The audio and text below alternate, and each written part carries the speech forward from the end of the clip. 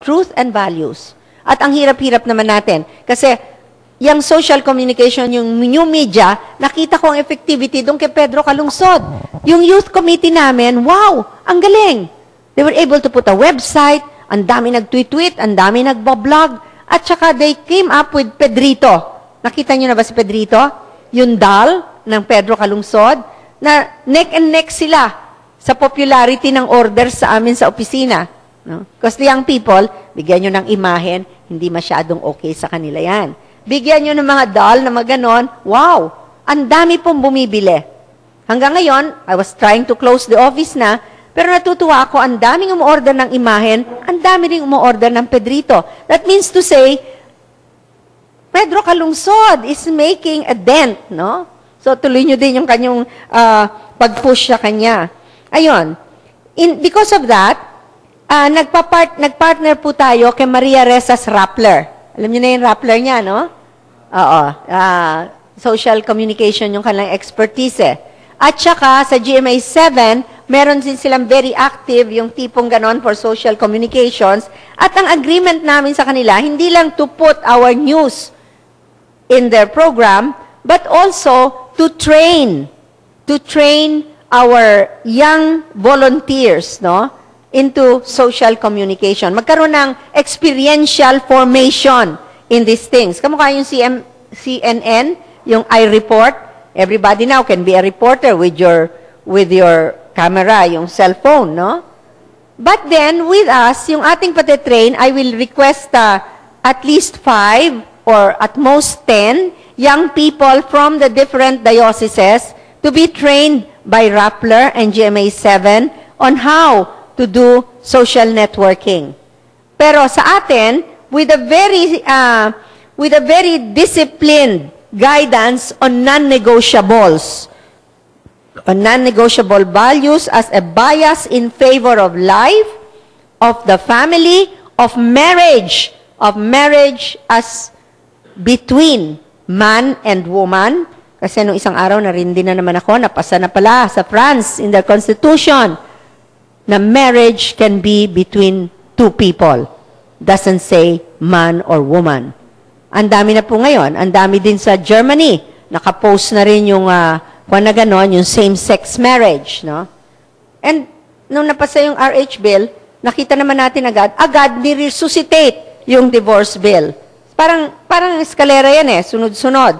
So we have to be vigilant that our young people are also conscious of these values, of an insistence on truth.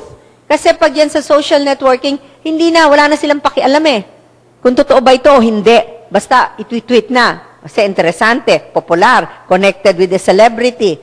Para mahubog natin din yung mindset ng ating mga social communication reporters. And that love of God and love of country as one and indivisible. No? And organized, this is how we come up with that organized systematic community response. Matagal ho. It's a long process. It's a lifetime process. Sabi ko nga dun sa mga anak ko, kahit dun sa mga ibang volunteers namin, huwag kayong magsasawa. Kasi, even for me, I may not be able to see anymore the fruits of what we have planted. But never mind, no? So long as there will always be someone planting, replanting, planting, replanting. Meron din uusbong, kamukha ng parable of the seeds. Meron din uusbong. And then, our mobilization of volunteers for poll watching, talagang very rich source po ang parokya. Kaya help us announce, no, sa mga parokya, already now, to put up a PPCRV desk in their parish para makapaglista. Karamihan ho ng mga tao tumatawag sa amin, paano ba kami magpapalista? And ours is always coursed through the parish. Because you, the parish, will have to be the ones to send them out to the voting centers that they will cover. No? Para yung parish talagang gumagana. Another very good source of recruitment as yung sa inyo. Imagine you have 61 radio stations. Kung kayo mananawagan na yung mga magbo-volunteer, basta lang, non-partisan. Nasabi ko nga, yun lang ang kayamanan natin aside from God, no? Of course, God is the all in all. but that we remain non-partisan. The moment we are viewed as partisan, we lose our credibility. Wala naman po tayong yaman, kundi yon. So, yun. And also, voters' education, doon kami kumukuha din ng volunteers. Now, for your announcements, we have 7 types of volunteers. Padami na ng padami eh. Yung regular precinct poll watcher, PPW. Yung VAD, VAD, Voters Assistance Desk. Sila yung nagmaman ng parang information help desk sa entrance ng bawat voting center. Yung TAG, Technical Assistance Group.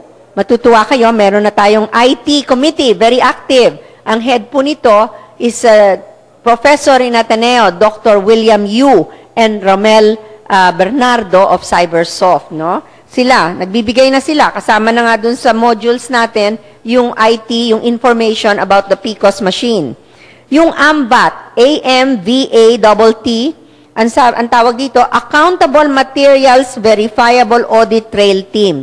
Ito yung sinabi ko sa inyo, sila ang sumusunod sa mga election paraphernalia, lalong-lalo na sa PCOS at saka sa ballots. Talagang sinusundan nila. Yung PCOS, the moment it leaves Kabuya Warehouse to wherever, whatever hub it will be delivered to until finally to the voting center, to the polling precincts, sumusunod po sila. No? May training din po yan. At saka yung SWOT, Special Witnesses to Truth. Ina-emphasize kasi namin yung truth. Ito yung roving team na tinitignan anong sitwasyon sa bawat parok, sa bawat voting center come election day. And then PPG, ito yung Power Prayer Group. Kailangan lagi na mayroong nagdadasal, no, na sinasamahan natin lagi, kaya mukha nang sabi ko kanina, nandasal yung ating gawain. And may bago po ngayon, ito naman ang galing sa mga kabataan, ho?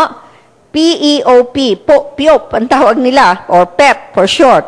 Patrol Elected Officials Poll Watcher.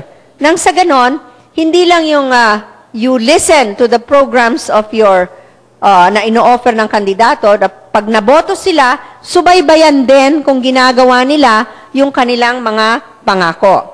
So, each poll watcher, binibigyan po namin, yung para sa presinto, ng poll watcher's handbook. Ngayon nga, intay sa general instructions coming from COMELEC kung kailangan namin baguhin yung 2010 manual or not. Pati yung nagkaroon tayo ng magandang video ang tawag botong-boto ka na ba? Ano? It's a voters education video on how to vote and how to poll watch. And it's very nice kasi hindi yung usual IT documentary in technical jargon. Ito, vaudeville style. Kaya very entertaining. So, and then yun sa command center nga natin, we need volunteers on a 3-hour shift for 24 hours. So, at least 200 volunteers per shift. Noon ho naman 2010, hindi tayo nagkulang, sobra pa nga. At pati pagkain, dumadating. It's a huge operation, our PPCRV mission. Sabi ko nga, pag minsan, pinag-aaralan ko, I go back to what we have been doing para tayong nagko-conduct din ng warfare. No? Warfare. Very big operations. Human resources, we have plenty of. Ang dami. But, sabi nga namin, yung funds, we are poverty level. But God is good. God is good. Kahapon lang para ma-encourage kayo. Kasi nag-iisip ako, naku, saan kaya ako kukuha ng pera para sa national conference before elections? Kung kukunin natin lahat ng dioceses nationwide, we would have about 200 delegates, no? 2 per diocese, plus extra for other things. And at the most minimum, we would need 3,500,000 to stage a convention. Doon na nga natin gagawin sa Pius Center para mas may discount about lodging and food. Sabi ko doon, marami ho tayong bagong board of trustees na talagang tumutulong because para bang na-inspire din sila sa ginagawa ng PPCRV. And one of them is a rich lady who is very known in the accounting industry. She headed SGV before. Alam nyo, sinasamahan niya ako. Kaya lang sabi ko, hindi ba pwedeng ikaw na lang para hindi na ako dinadala? Hindi, sabi niya, kailangan bitbiting kita kasi ikaw yung PPCRB na kilala na. So kahapon nagpunta kami, no isang araw nagpunta kami, bigla na lang tumawag sa akin yung isang tiga security bank. May packages akong binigay sa kanila kung anong gusto nilang i-support. Tumawag ito, pwede ba daw akong puntahan sa opisina ng mga 5? And nasa COMELEC po pa ako, may meeting kami about the random manual audit, the assessment of mock elections. Sabi ko, can it be 5:30? Para hindi ako mahuli. Okay, sabi niya 5:30. Nung dumating po, in Chike, sabi sa akin, very apologetic, sabi daw ni Mr.